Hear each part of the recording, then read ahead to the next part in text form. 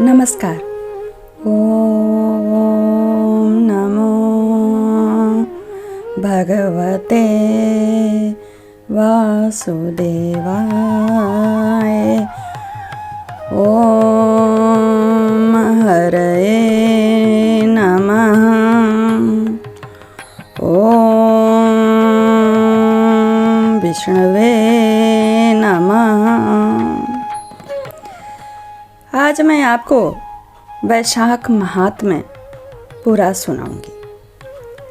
सुन करके आप वैशाख महात्म्य का अर्थ जान लीजिए कि वैशाख क्यों सबसे ज़्यादा महत्वपूर्ण है श्रावण और माघ महीनों से भी।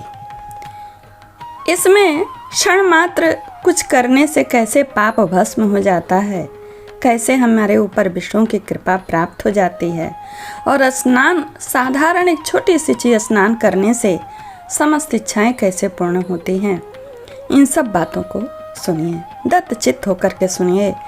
सारे नियम बताए गए हैं, सारे वर्णों के लिए बताए गए हैं, सबको करना चाहिए, पूरा सबको सुनना चाहिए, पुण्य सबको मिलता है, और अपने सुविधा अनुसार जो आपके लिए अनुरूप हो उसे आप अपना लीजिएगा। आइए सुनिए। सूत जी कहते हैं, महात्मा नारद के ये वचन सुनकर राजर्षि अम्बरीश ने विस्मित होकर कहा, महामुने, आप मार्गशीर्ष यानी अगहन आदि पवित्र महीनों यानी मार्गशीर्ष और माघ आदि पवित्र महीनों को छोड़कर वैशाख मास की ही इतनी प्रशंसा क्यों करते हैं? उसी को सब मासों में श्रेष्ठ क्यों बतलाते हैं? यदि माधव मास यानी वैशाख मास सबसे श्रेष्ठ और भगवान लक्ष्मीपति को अधिक प्रिय है, तो उस समय स्नान करने की क्या विधि है? वैशाख मास में किस वस्तु का दान, कौन सी तपस्या तथा किस देवता का पूजन करना चाहिए? कृपा निधे, उस समय किए जाने वाले पुण्य कर्म का आप मुझे उपदेश कीजिए। सद्गुरु के मुख से उपदेश की प्राप्ति दुर्लभ होती है। उत्तम देश और काल का मिलना भी बड़ा कठिन होता है। राज्य प्राप्ति आदि दूसरे कोई भी भाव हमारे हृदय को इतनी शीतलता नहीं प्रदान करते जितने कि आपका यह समागम यानी आपसे किए गए भगवान की यह प्रीति भरी बातें। नारद जी ने कहा, राजन सुनो, मैं संसार के हित के लिए तुमसे माधव मास की विधि का वर्णन करता हूँ। जैसा कि पूर्व काल में ब्रह्मा जी ने बतलाया था, पहले ते जीव का भारतवर्ष में जन्म होना ही दुर्लभ है, उससे भी अधिक दुर्लभ है वहाँ मनुष्य की योनि में जन्म। मनुष्य होने पर भी अपने अपने धर्म के पालन में प्रवृत्त होनी तो और भी कठिन है, उससे भी अत्यंत दुर्लभ है भगवान वासुदेव में भक्ति, और उसके होने पर भी माधव मास में स्नान आदि का सुयोग मिलना तो और भी कठिन है। माधव मास माधव लक्ष्मीपति को बहुत प्रिय है। माधव मास को पाकर यानी वैशाख मास को पाकर जो विधि पूर्वक स्नान दान तथा जप आदि का अनुष्ठान करते हैं, वे ही मनुष्य धन्य एवं कृतकृत्य हैं। उनके दर्शन मात्र से पापियों के भी पाप दूर हो जाते हैं और वे भगवत भाव से भावित होकर धर्माचरण के अभिलाषी बन जाते हैं। वैशाख मास के जो एकादशी से लेकर पूर्णिमा तक अंतिम 5 दिन है, वे समूचे महीनों के समान महत्व रखते हैं। राजेंद्र, जिन लोगों ने वैशाख मास में भांति भांति के उपचारों द्वारा मधु दैत्य के मारने वाले भगवान लक्ष्मीपति का पूजन कर लिया, उन्होंने अपने जन्म का फल पा लिया।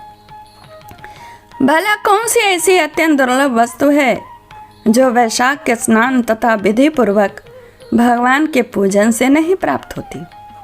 जिन्होंने दान होम जप तीर्थ में प्राण त्याग तथा संपूर्ण पापों का नाश करने वाले भगवान श्री नारायण का ध्यान नहीं किया, उन मनुष्यों का जन्म इस संसार में व्यर्थ ही समझना चाहिए।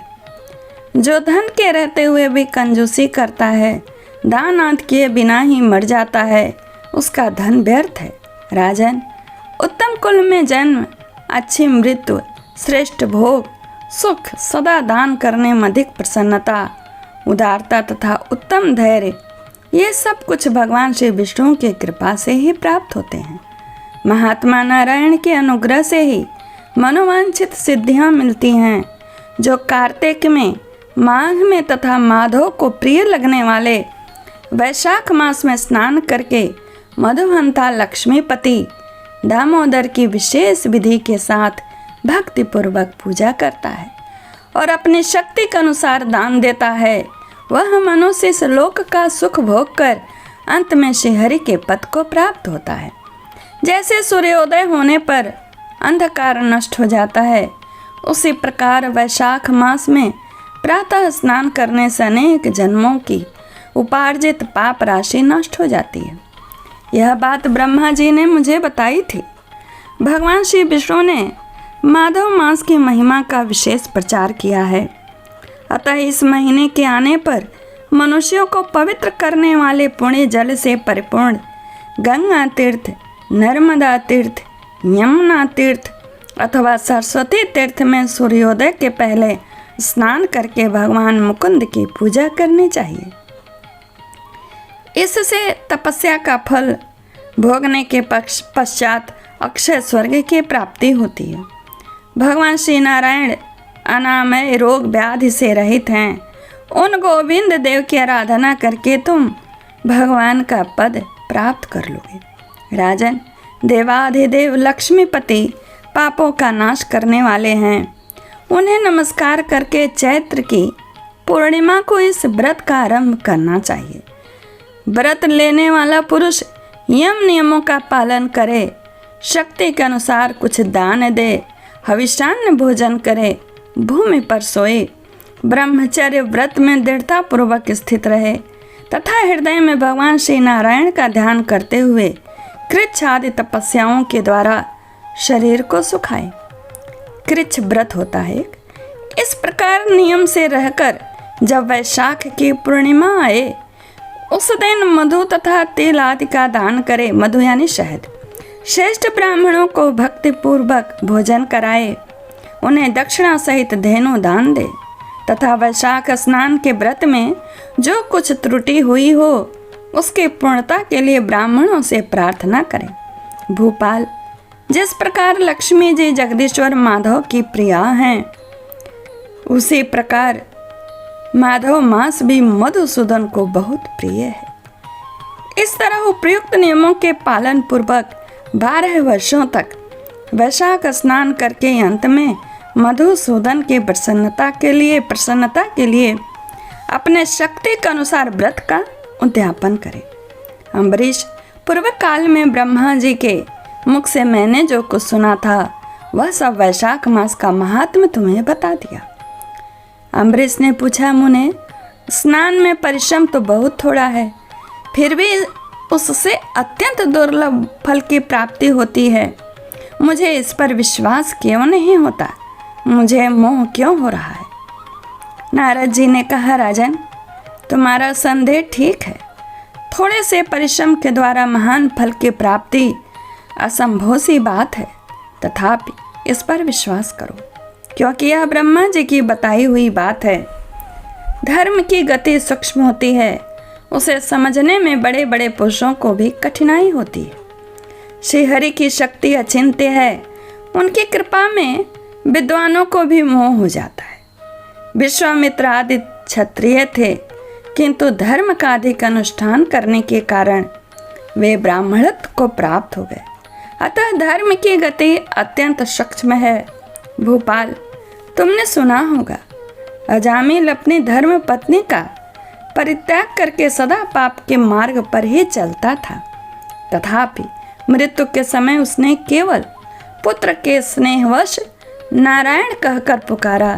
पुत्र का चिंतन करके नारायण का नाम लिया, किंतु इतने से ही उसको अत्यंत दुर्लभ पद की प्राप्ति हुई। जैसे अनिच्छा पूर्वक भी यदि आग का स्पर्श किया जाए तो वह शरीर को जलाती ही है, उसी प्रकार किसी दूसरे निमित्त से भी यदि श्री गोविंद का नामोच्चारण किया जाए तो वह पाप राशि को भस्म कर डालता है।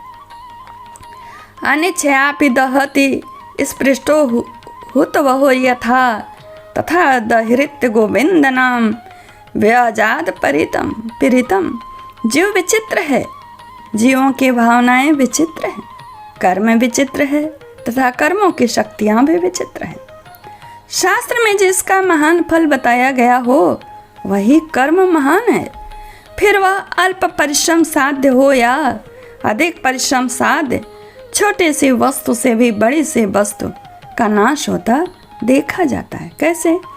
जरा सी चिनगारी से बोझ के बोझ तिनके स्वाहा हो जाते हैं। जो श्री कृष्ण के भक्त हैं उनके अनजान में भी किए हुए हजारों हत्याओं से युक्त भयंकर पातक तथा चोर आदि पाप भी, चोरी आदि के पाप भी नष्ट हो जाते हैं।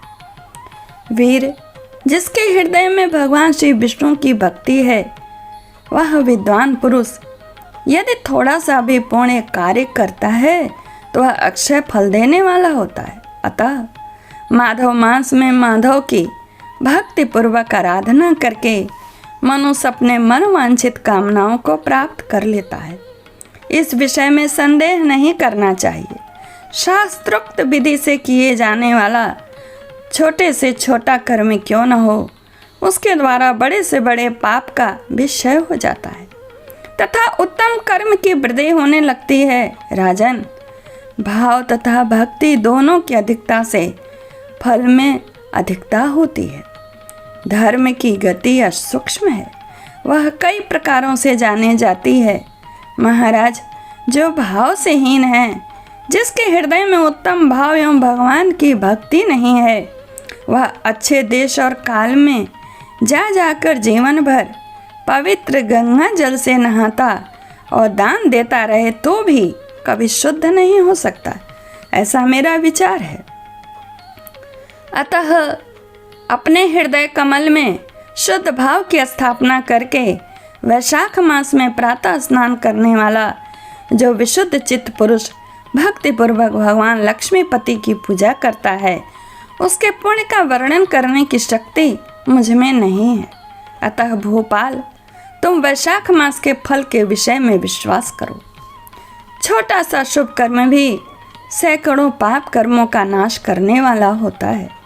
जैसे हरे नाम के भय से राशि राशि पाप नष्ट हो जाते हैं, यानी ढेर के ढेर, उसी प्रकार सूर्य के मेष राशि पर स्थित होने के समय प्रातः स्नान करने से तथा तीर्थ में भगवान की स्तुति करने से भी समस्त पापों का नाश हो जाता है।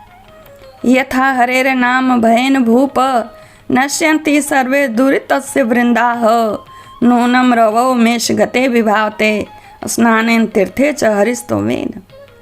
जिस प्रकार गरुड़ के तेज से सांप भाग जाते हैं, उसी तरह प्रातः काल वैशाख स्नान करने से पाप पलायन कर जाते हैं। यह निश्चित बात है। जो मनुष्य मेष राशि के सूर्य में गंगा या नर्मदा के जल में नहाकर 1 या 2 या 3 समय भक्ति भाव के साथ पाप प्रशमन नामक स्तोत्र का पाठ करता है, वह सब पापों से मुक्त होकर परम पद को प्राप्त होता है। अम्बरीश, इस प्रकार मैंने थोड़े में यह वैशाख स्नान का सारा महात्म्य सुना दिया। अब और क्या सुनना चाहते हो? अगले अध्याय में महिमा के बताने में स्नान की महिमा, वैशाख महात्म्य की जप तप में प्रेतों का उद्धार की कथा आएगी। उसके बाद अगले वीडियो में पाप प्रशमन नामक जो है प्रशमन नामक स्तोत्र उसका रहेगा अध्याय। हमारे चैनल को सब्सक्राइब करिएगा, इस वीडियो को लाइक कमेंट शेयर करिएगा। आपके सहयोग की ज़रूरत है। नमस्कार, धन्यवाद।